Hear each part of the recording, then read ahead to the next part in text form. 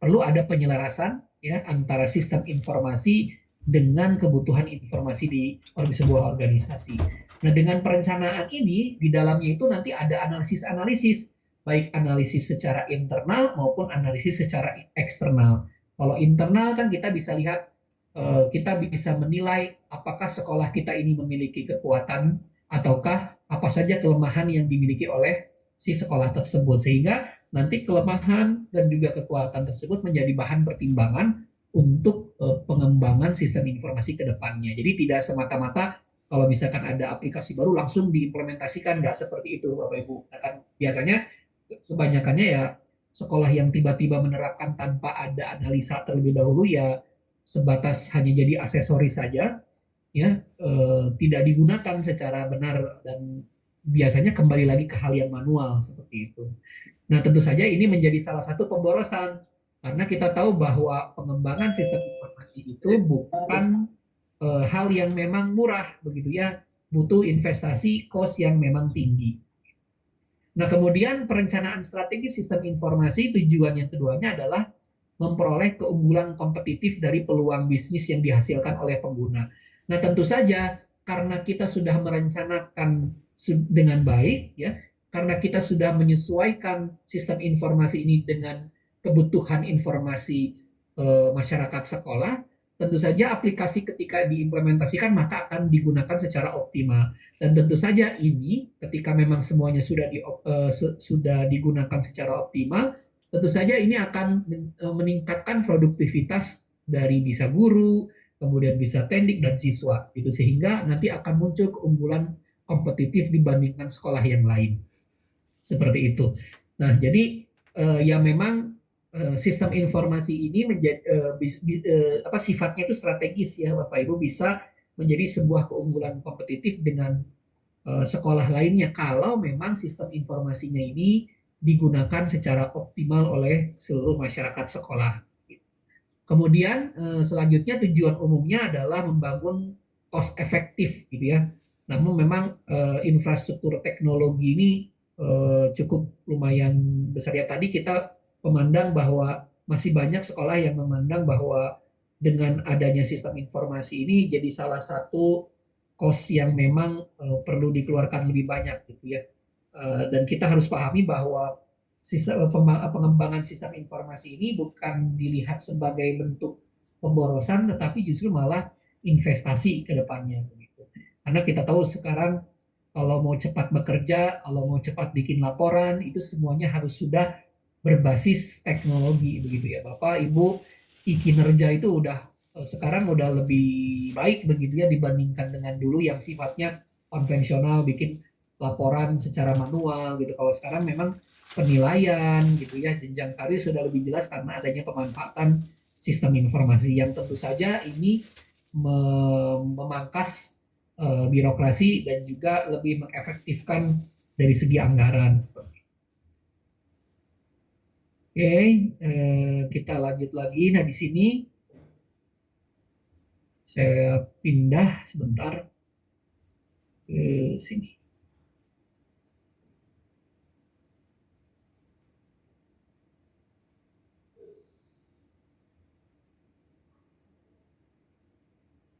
Ya, nah, frameworknya seperti apa sih Bapak Ibu? Atau cara kita melakukan perencanaan strategis? Nah, ini caranya ada beberapa tahapan ya Bapak Ibu. Kalau dilihat dari gambar yang ada di depan di sini, ya, saya coba perjelas di sini.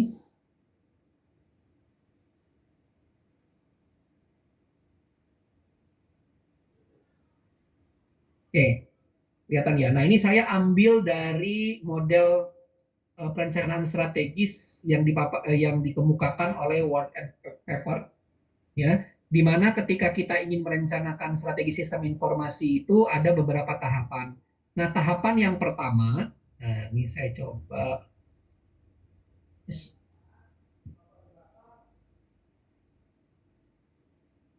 Tahapan. Oke, sudah terlihat ya Bapak Ibu? Nah, tahapan yang pertama adalah Di sini kita melakukan analisis lingkungan internal dan eksternal dari organisasi kita, gitu ya. Di sini ada external business environment, ada internal business environment. Di sini ada external IS/IT environment, di sini ada internal IS/IT environment. Intinya adalah tahapan di sini adalah kita melakukan analisis baik secara internal maupun eksternal. Nah, analisis yang paling sederhana untuk menganalisis lingkungan internal dan eksternal kan biasanya Bapak Ibu menggunakan analisis SWOT ya. Kalau SWOT itu kan singkatan dari strength, weakness, opportunity, dan threat ya. Kalau strength itu kekuatan, weakness itu kelemahan, threat itu ancaman, pokoknya itu opportunity atau peluang. Gitu.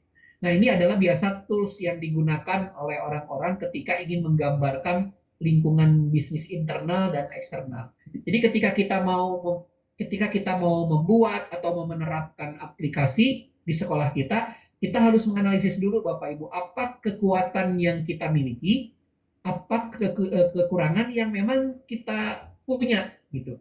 Contoh misalkan setelah dianalisis kekuatan dari sekolah Bapak Ibu adalah oh ternyata sekolah saya ini terlewati jaringan fiber optik. Jadi kalau masalah internet itu cepat begitu ya. Itu kekuatan begitu ya karena dimiliki oleh sekolah.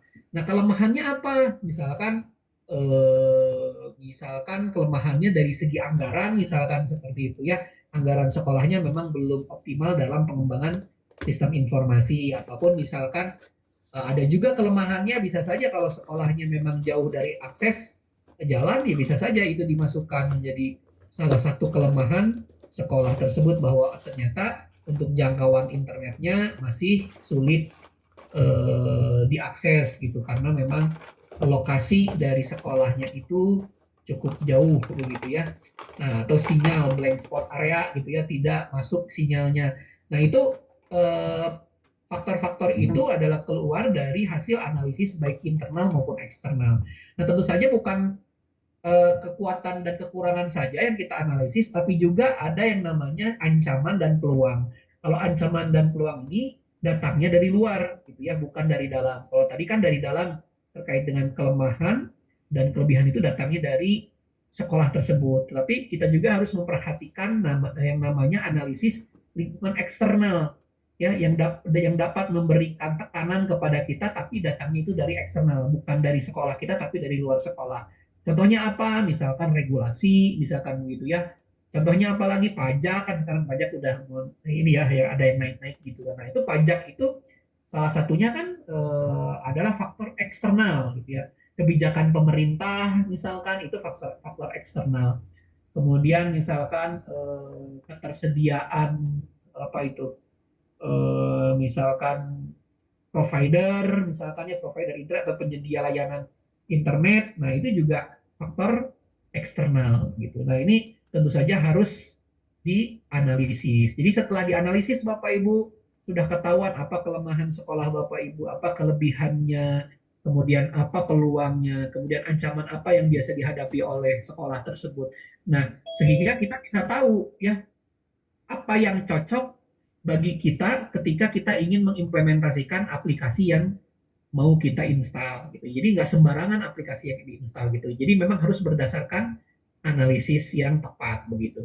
Nah, setelah kita menganalisis lingkungan, maka di sini akan kita lihat ya strategi apa yang akan kita terapkan gitu ya. Strategi apa. Nah, di sini juga nanti akan dibagi ya Bapak Ibu. Di sini ada yang dikaitan dengan manajemennya, ada bisnisnya dan juga ada strategi gitu.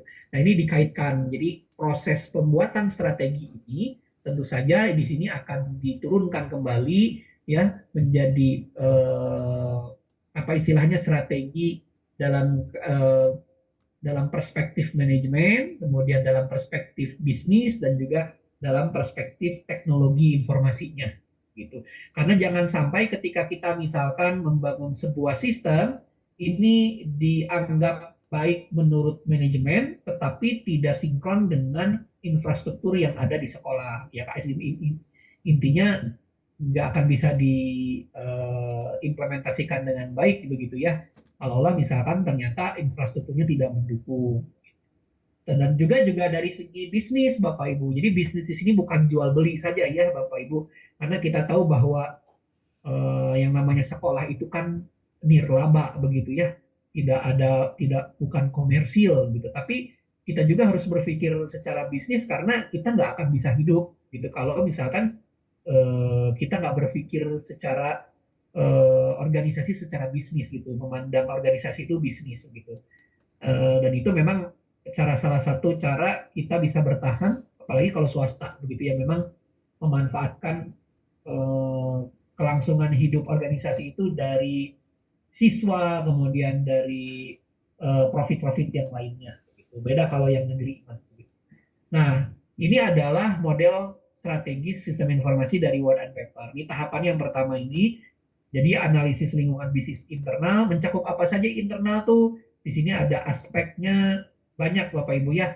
Ada misalkan sumber daya, ada prosesnya, ada budaya, kemudian ada nilai-nilai bisnis organisasi. Itu menjadi salah satu aspek yang dikaji dalam analisis lingkungan bisnis internal. Kalau eksternal tadi kita sudah bicara contohnya ekonomi, ada industri, ada iklim persaingan. Oh ini perusahaan ya, ini lebih kepada perusahaan. Oke, kalau misalkan analisis lingkungan SI atau TI internalnya ini mencakup kepada kondisi organisasi dalam perspektif misalkan apakah memang infrastruktur misalkan ya teknologi yang ada di sekolah itu mendukung gitu. Terus sumber dayanya ada nggak yang kalau misalkan kita punya aplikasi terus ada nggak orang yang bisa mengoperasikannya. Nah itu analisis lingkungan internal dari perspektif sistem informasinya atau teknik informatikanya. Nah kemudian kalau eksternalnya apa? Nah contohnya seperti kompetitor ya, tren-tren teknologi lainnya. Contohnya Kulan, seperti kalau ini ada pelanggan khusus untuk ieu perusahaan. Mungkin ngarengsikeun ada heula ieu. provider tadi, provider Sajam teknologi. Nah deui. ini bisa menjadi salah satu aspek yang dianalisis secara eksternal untuk perspektif sistem informasi dan teknologi informasi. Gitu. Ini ada 4 untuk analisisnya saja ya Bapak Ibu. Nah kemudian di sini tahapan berikutnya ini nggak jelas ya Bapak Ibu.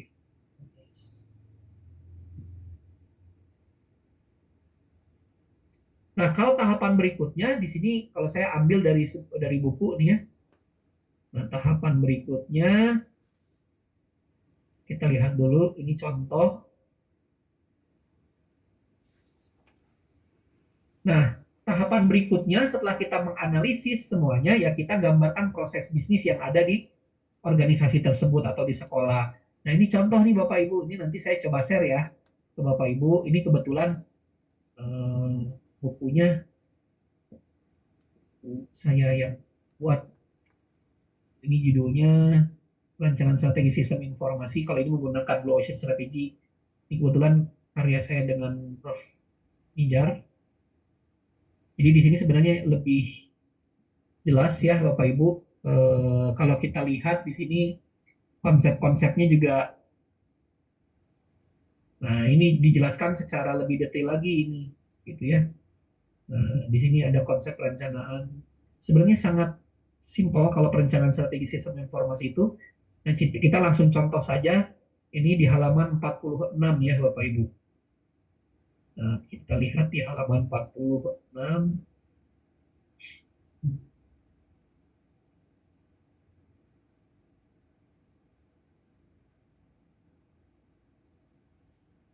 Nah, ini contoh. Ini contoh, sebenarnya sih ini bukan sekolah ya, karena dulu saya penelitiannya ini di salah satu perusahaan dodol ya, di salah satu perusahaan dodol di Garut gitu, di mana si perusahaan tersebut itu ingin merencanakan sebuah sistem informasi yang dia terapkan gitu. Ya kita samakan saja berpikirnya ini anggap adalah sekolah begitu. Nah, apa yang harus kita lakukan pertama? Pertama kita menganalisis bisnis dan informasinya terlebih dahulu. Yang kita analisis visinya ini nih. Nah, divisinya di sini mewujudkan perusahaan yang berkembang, kredibel, profitable, dikelola secara sehat dan profesional melalui pengembangan sumber daya manusia yang tangguh dan mandiri. Nah, ini saya yakin Bapak Ibu setiap sekolah memiliki visi, begitu ya. Nah, ini kita analisis dulu.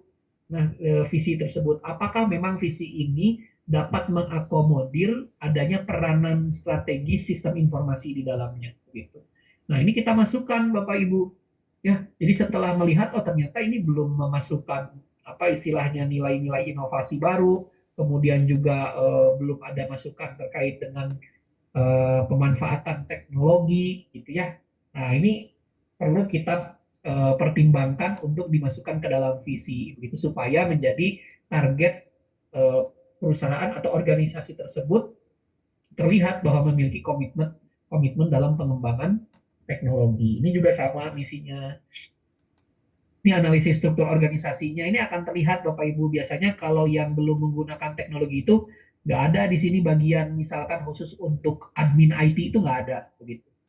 Nah, tentu saja nanti ketika kita sudah analisis harus ada begitu ya bagian admin IT gitu. Saya yakin Bapak Ibu di sekolah pasti ada bagian admin gitu ya, atau bagian ya minimal IT di Dapodik ataupun IT website misalkan, ya itu harus ada begitu Bapak Ibu. Nah, kalau misalkan ada berarti memang organisasi sekolah Bapak Ibu memang sudah mengakomodir adanya pengembangan dari segi teknologi gitu di dalam organisasinya begitu.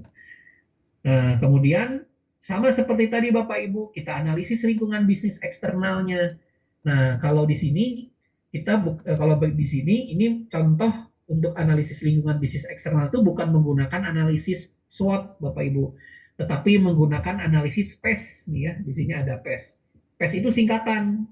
PES itu P-nya politik, E-nya ekonomi, S-nya sosial, T-nya teknologi. Nah, kira-kira politik apa saja, kebijakan-kebijakan yang dikeluarkan oleh pemerintah tuh apa saja sih yang mempengaruhi sekolah Bapak Ibu sekalian? Kalau di sini kan industri makanan, wah ini dijelaskan satu-satu. Gitu, apalagi sekarang dengan adanya apa itu kebijakan dari Kementerian Pendidikan Dasar dan Menengah, kan tentu saja itu baru-baru ya Bapak Ibu. Dan ini akan memberikan dampak yang sangat signifikan terhadap sekolah Bapak Ibu semua. Nah, itu dimasukin tuh kira-kira apa yang akan terjadi. Kemudian ekonomi. Nah, kalau ekonomi itu dari faktor daya beli masyarakat begitu ya. Atau dari daya beli masyarakat ini terlihat misalkan serapan masyarakat atau anak yang memang sekolah gitu ya. Nah, itu dimasukkan ke dalam faktor ekonomi. Ini contoh saja ya Bapak Ibu. Kemudian sosialnya bagaimana di Garut, di Kabupaten Garut itu seperti apa itu tingkat kesejahteraannya gitu ya. Tentu saja ini akan mempengaruhi terkait dengan tadi ya ada ekonomi daya beli juga masyarakat gitu ya. Sekolahnya seperti apa, kondisi lingkungannya. Ini semuanya dianalisis Bapak Ibu. Nah, ini contoh analisis yang sudah dilakukan ya Bapak Ibu. Nah, itu eksternal. Tadi kan eksternal jadi pakai PES ya. Ada politik, ekonomi, sosial, dan teknologi. Kemudian setelah kita menganalisis eksternal, nah yang selanjutnya adalah analisis lingkungan bisnis internal. Nah, internal bisa pakai SWOT, bisa tadi kan menggunakan strength dan weakness ya Bapak Ibu, kita bisa tahu mana kelemahan, mana kelebihan. Itu yang sederhana. Tapi kalau yang lebih kompleks di sini contohnya menggunakan analisis value change. Ya, nah ini kalau value change itu gambarnya seperti ini Bapak Ibu ya, saya hanya langsung saja ya. Nah, seperti ini value chain. Tapi Bapak Ibu boleh Ya, nggak ini pakai analisis SWOT? ah, Boleh nggak? Boleh ya ya, ini menggunakan gitu. Nah, kalaupun misalnya mau menggunakan value change juga apa-apa gitu. Tapi memang kalau perencanaan strategi sistem informasi ini nggak cukup hanya satu pertemuan saja ya Bapak Ibu. Dan kita nggak pernah tetap muka ya gitu ya secara langsung gitu. Jadi memang agak kesulitan, agak terbatas ya ketika mau menjelaskan langsung praktek begitu. Nah, ini udah ya. Jadi Bapak Ibu di sini kita sudah menggunakan dua tools yang berbeda. Yang pertama analisis space untuk lingkungan eksternal dan value change untuk lingkungan internal. Atau mau disekaligusin menggunakan analisis SWOT itu juga nggak apa-apa. Nah, setelah kita tadi ya menganalisis SWOT ataupun menggunakan analisis internal dan eksternal, nah step berikutnya kita menggunakan analisis McFarland Strategic Grid. Apa ini maksudnya? Ini adalah analisis aplikasi portofolio, Bapak Ibu. Ya, aplikasi portofolio ini digunakan untuk memetakan aplikasi yang ada saat ini di sekolah ya, dan juga kebutuhan aplikasi yang akan digunakan di sekolah. Gitu. Nah, jadi kita akan list mana aplikasi yang sudah ada, mana aplikasi yang nantinya akan ada, begitu. Nah, di sini dipetakan Bapak Ibu menjadi 4 kuadran. Ada strategic, high potensial, key operation, dan support. Jadi digambarkan seperti ini nih. Nah, nah gini. Kalau strategik itu apa? Nah, di sini sudah ada. Kalau strategik itu adalah aplikasi penting untuk mendukung strategi di masa yang akan datang di sekolah. Begitu ya. Kalau key operasional, aplikasi yang saat ini sangat diperlukan untuk mencapai keberhasilan sekolah gitu karena kaitan dengan operasional, kegiatan operasional. Kemudian ada yang kuadran high potensial. Kalau high potensial ini adalah aplikasi yang mungkin ya berpotensi menentukan keberhasilan di masa yang akan datang. Kalau yang support ini aplikasi yang sifatnya hanya mendukung saja begitu. Nah, setelah dianalisis ternyata dibikin 4 kuadran, ada strategik, high potensial, support, dan key operasional. Ternyata yang ada aplikasinya itu cuma 2, Bapak Ibu. Ini berdasarkan contoh saja ya di lapangan. Nanti di sekolah juga ternyata setelah dianalisis, oh ternyata aplikasi kita itu cuma ada 2 ya. Ada aplikasi kepegawaian, ya, yang dimana aplikasi pegawaian itu adalah key operasional Bapak Ibu ya masuknya misalkan gitu. Kenapa? Ya karena itu kan kaitan dengan operasional kepegawaian itu kayak absensi dosen, absensi guru, absensi tendik, absensi pimpinan, begitu kan. Itu kan salah satu proses sumber daya manusia ya, gitu. Proses kepegawaian yang memang itu menjadi salah satu kunci operasional di sebuah sekolah. Jadi kalau nggak ada itu ya mungkin nggak bisa berjalan begitu. Karena kita nggak tahu mana guru yang hadir dan yang tidak. Nah, itu masuknya key operasional. Jadi ternyata hanya ada 2 kalau di sini. Ya, jadi strategiknya aplikasinya nggak ada. Jadi kita harus jujur. Kalau memang tidak ada ya tidak ada. Ternyata memang aplikasinya hanya ada 2 di sini. Kalau kita lihat contoh ada sistem pengendalian inventory gudang bahan baku sama aplikasi informasi pergantian shift karyawan gitu. Yang kalau ini hanya support aja. Kenapa support? Ya support itu sunnah jadi istilahnya. Ya kalau ada nggak apa-apa, kalaupun kalau nggak ada itu nggak apa-apa, kalaupun ada ya lebih bagus begitu ya. Jadi kalau aplikasi informasi pergantian shift karyawan pun nggak ada, sebenarnya tidak akan mengganggu proses bisnis yang ada di perusahaan. Gitu ya. Salah satu contohnya kayak misalkan support di sekolah, misalkan ada aplikasi surat masuk keluar gitu kan ya, Bapak Ibu. Kan sekarang banyak gitu ya aplikasi surat masuk keluar di sekolah-sekolah gitu. Sebenarnya itu sifatnya support pendukung begitu. Kalaupun nggak ada aplikasi itu, ya tetap masih kita bisa layani orang dalam surat masuk keluar secara konvensional gitu, nggak harus oleh sistem begitu. Tapi beda kalau misalkan sekarang sistem informasi, misalkan tadi akademik, misalkan gitu, yang di dalamnya itu ada penilaian siswa, kemudian ada apa itu absen guru dan lain-lain, itu maki operasional bukan support lagi. Kalau nggak ada sistem itu, ya kebayang nanti akan terganggu dan terhambat proses pelayanan akademik di sekolah. Nah, ini kita petakan Bapak Ibu. Jadi tadi tadi kita bahas nih ya secara runut. Yang pertama adalah kita menganalisis internal, kemudian eksternal. Yang kedua kita menentukan ya McFarland Strategic Grid-nya begitu. Jadi apa-apa saja aplikasi yang ada saat ini. Nah, aplikasi yang ada saat ini menjadi pertimbangan ketika misalkan kita mau mengembangkan aplikasi yang berikutnya begitu Bapak Ibu. Nah, ini contohnya di sini. Nah, setelah kita menentukan current application, portofolio, ini namanya portofolio ya Bapak Ibu. Jadi portofolio itu eh, seperti ini gitu ya. Bukan portofolio PPG saja gitu ya.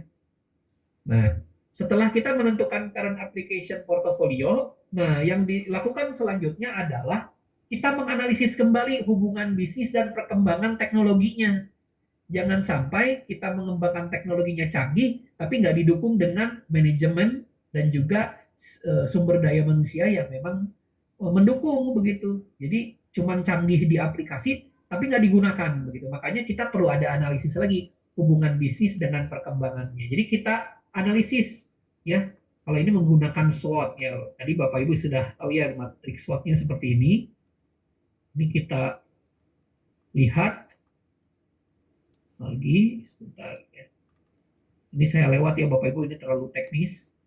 Jadi saya hanya menggambarkan saja apa saja sih yang dilakukan dalam merencanakan perencanaan strategi dalam sistem informasi. Nah, kita lihat Bapak Ibu di sini ada tools yang digunakan namanya analisa CSF Critical Success Factor. Ini menentukan analisis ini menentukan ya kira-kira apa saja critical success factor yang memang ada di dalam sebuah organisasi. Nah, kalau kita lihat di sini contohnya, di sini ada tabel critical success factor misalkan di sebuah perusahaan ataupun di sekolah. Contoh misalkan di sini objektif atau goals-nya menjalankan setiap prosedur proses bisnis dan administrasi yang baik dan teratur, begitu ya. Nah, ini kan sama, ini mau di perusahaan ataupun mau di sekolah juga objektifnya sama. Jadi setiap sekolah juga kan intinya memiliki tujuan menjalankan setiap prosedur atau proses bisnis dan administrasinya itu baik dan teratur. Nah, kira-kira yang membuat baik dan teratur ini apa faktornya? Oh, ternyata harus ada standarisasi dan pengendalian dokumen. Nah, kayak gimana misalkan standarisasi dan pengendalian dokumen, Bapak Ibu?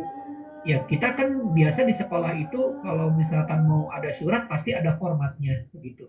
Dan setiap melakukan pembuatan dokumen surat secara resmi, sekolah itu udah punya template suratnya gitu. Nah, template surat itu menjadi bukti bahwa kita itu sudah melakukan standarisasi begitu ya. Jadi sekarang kalau misalkan kita mau lihat benar nggak nih sekolah ini mengeluarkan surat ini, kita lihat saja dari template-nya.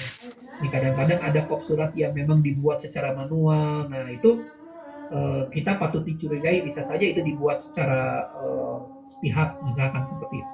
Makanya perlu ada standarisasi dan pengendalian dokumen. Gitu. Maka kebutuhannya apa kalau misalkan ini critical success faktornya, ini ada faktor kesuksesannya, harus ada standarisasi, kita bisa tahu oh ternyata ini kebutuhan sistem informasi. Jadi diperlukan sebuah sistem informasi yang mampu membantu manajemen untuk mengendalikan dokumen. Nah, ini bisa saja keluar nanti hasilnya adalah sebuah aplikasi surat masuk keluar Bapak Ibu. Jadi surat masuk keluar itu adalah salah satunya adalah kita menjamin bahwa setiap surat yang keluar itu harus terstandarisasi dan tercatat baik dan teratur gitu. Jadi sekarang kita bisa tahu oh ternyata kenapa sekolah ini membutuhkan aplikasi surat masuk keluar karena memang kebutuhan SIIT-nya mendukung gitu kan ya, dan memang setelah dianalisis berdasarkan critical success factor atau faktor suksesnya itu memang perlu ada standarisasi. Nah, ini tuh memang cukup apa ya istilahnya butuh waktu Bapak Ibu untuk menganalisis dari satu buah aplikasi yang memang harus dijalankan di sebuah organisasi gitu. Jadi nggak semata-mata tinggal install aja gitu. Jadi ini bisa saja jadi alasan Bapak Ibu ya menginstal aplikasi surat masuk keluar. Nah, ini dari sini nih gitu. Nah, ini udah ada standarisasi pengenalan dokumen. Ini contohnya kalau yang ini pengadaan infrastruktur. Ini juga sama sepertinya Bapak Ibu ya, dan di sekolah juga tujuannya kan memiliki infrastruktur produksi yang menunjang atau infrastruktur pembelajaran yang menunjang misalkan seperti itu.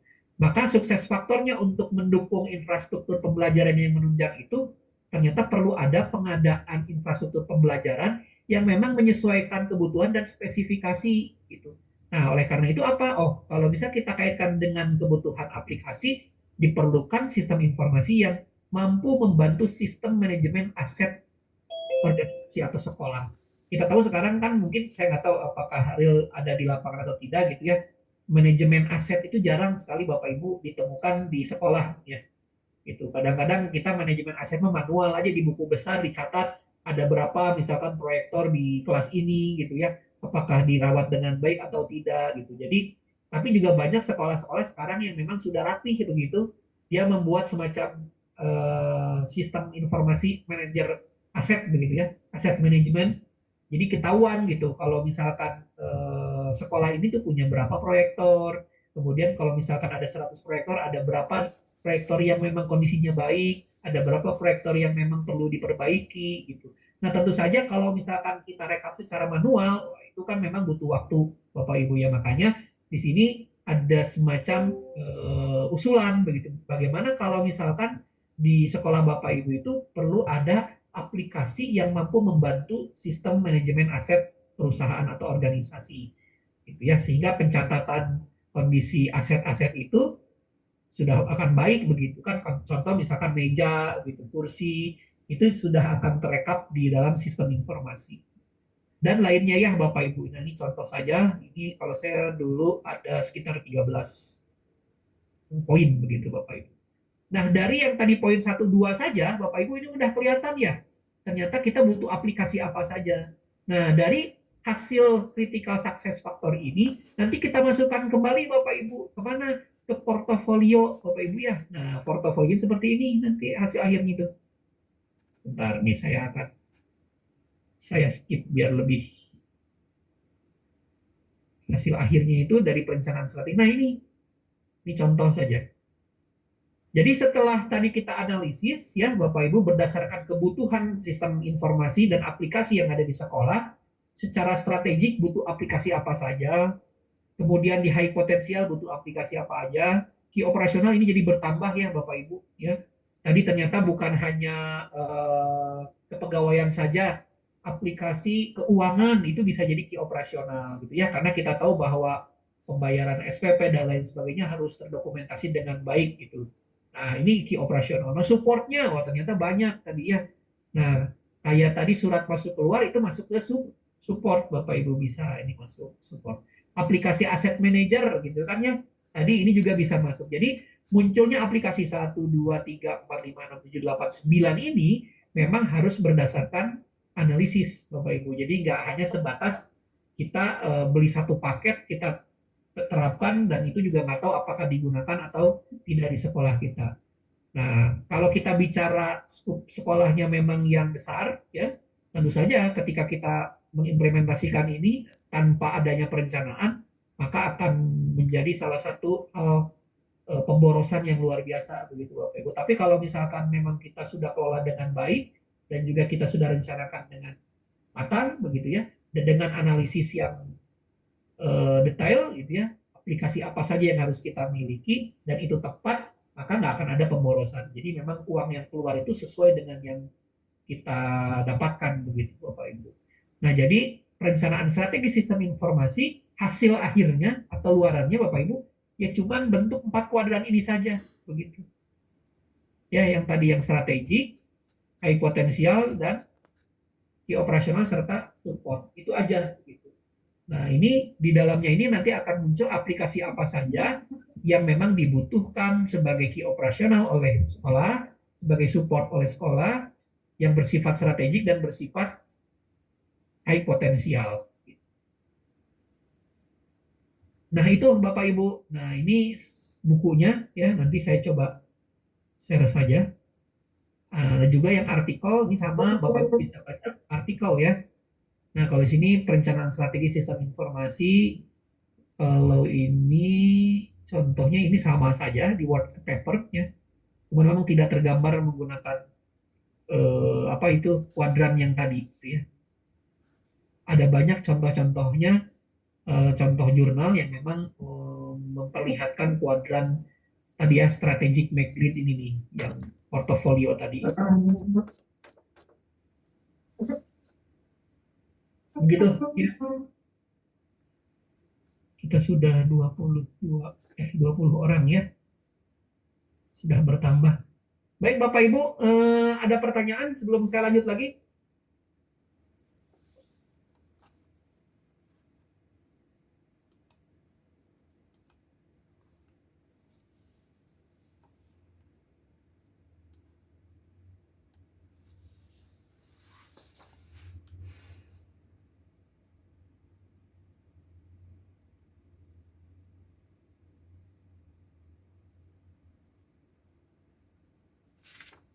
Jadi kesimpulannya adalah Bapak Ibu, kenapa kita harus belajar perencanaan strategi sistem informasi? Yang pertama adalah supaya kita tahu apa-apa saja aplikasi yang dibutuhkan oleh sekolah begitu ya. Jadi sehingga kita tidak melakukan pemborosan istilahnya seperti itu.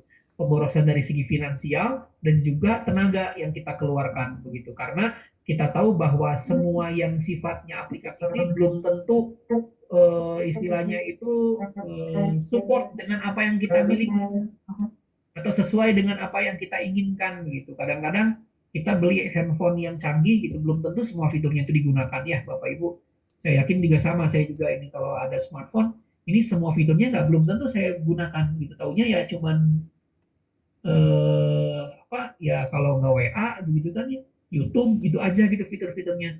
Ya kalau misalkan kita analisis boros ya boros gitu kita belinya semua gitu tapi yang kita gunakan hanya sekian sedikit begitu. Ya sama Bapak Ibu ya sistem informasi apalagi gitu apalagi kan sistem informasi Bapak Ibu mahal gitu ya bikin simak gitu ya sistem informasi akademik kalau Bapak Ibu custom itu satu paket kan bisa sampai 500 jutaan atau 400 jutaan begitu. Ada yang bahkan sampai 750 juta jadi tergantung besar dari sekolahnya gitu. Nah, kalau kita cuma coba-coba aja kan sayang. Jadi ya memang harus benar-benar disesuaikan dengan kebutuhan sekolah kita.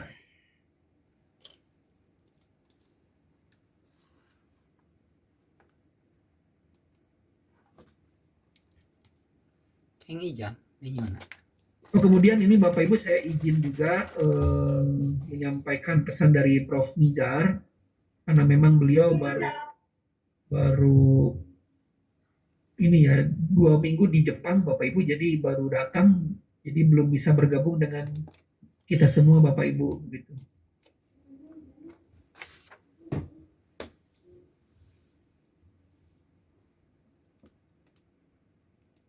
Jadi mohon izin katanya belum bisa bergabung. Insya Allah minggu depan kalau ada waktunya juga bisa langsung oleh Prof. Nizar begitu.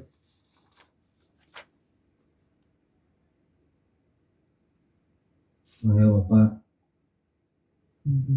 Baik Bapak Ibu sekalian, apa sudah cukup jelas? Ya mungkin nanti saya bisa share aja ya hasil presentasinya sama bukunya kalau bisa. Saya akan share ke Bapak Ibu. Menanggapi sedikit Pak.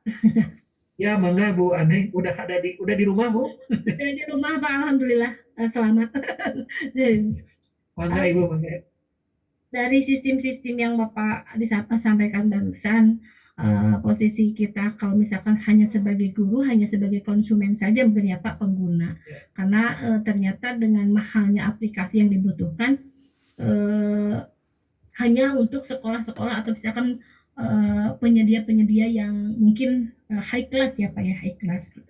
Nah, dalam hal ini kita pun sebagai konsumen atau pengguna ya Pak, pengguna aplikasi walaupun yang memiliki aplikasi itu sudah tingkat tinggi, selalu saja kan servernya misalkan gangguan dari server atau apa gitu.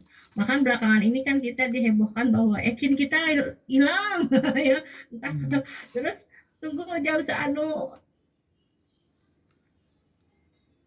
itu pengaruh dari apa Pak seperti hal seperti itu gitu Pak. Terus seperti aplikasi BPJS sekarang ketika akhir tahun mau digunakan ternyata tidak bisa digunakan karena apa gitu aplikasinya error dan sebagainya harus manual kembali. Seperti itu kan ada merugikan juga gitu, ada bikin orang yang menggunakan seperti kita yang awam ya Pak takut hilang, takut tidak muncul lagi, takut kembali ke nol gitu kan. Termasuk penilaian yang belum selesai takut tidak muncul, nanti disangkanya kinerjanya tidak baik gitu kan. Juga seperti itu Pak, dari apa kelemahan-kelemahan server tersebut gitu. Apakah memang apanya Pak yang berpengaruh sampai seperti itu? Ya, matur nuhun Bu Aning. Jadi memang sebenarnya ada kaitannya Bu. Jadi ketika misalkan kita sehari-hari ya Bapak Ibu akses Dapodik ngedown terus Ekin juga jadi ngedown servernya, jadi susah diakses gitu ya. Nah sebenarnya memang yang harus kita tanyakan apakah mereka melakukan perencanaan strategis dengan baik begitu kan ya. Karena setahu kita secara konsep ya Bapak Ibu sebelum kita mengimplementasikan aplikasi itu ya harus sudah dipastikan ini infrastrukturnya ini udah aman atau belum begitu kan ya. Takutnya ketika digunakan oleh 5.000 orang secara bersamaan ternyata servernya down gitu ya. Ya itu salah satu faktornya kenapa kita tidak menggunakan perencanaan strategis dengan matang gitu. Yang penting mah asal ada project buat sistemnya jalan aja gitu kan biasanya kan kayak gitu ya Bu ya.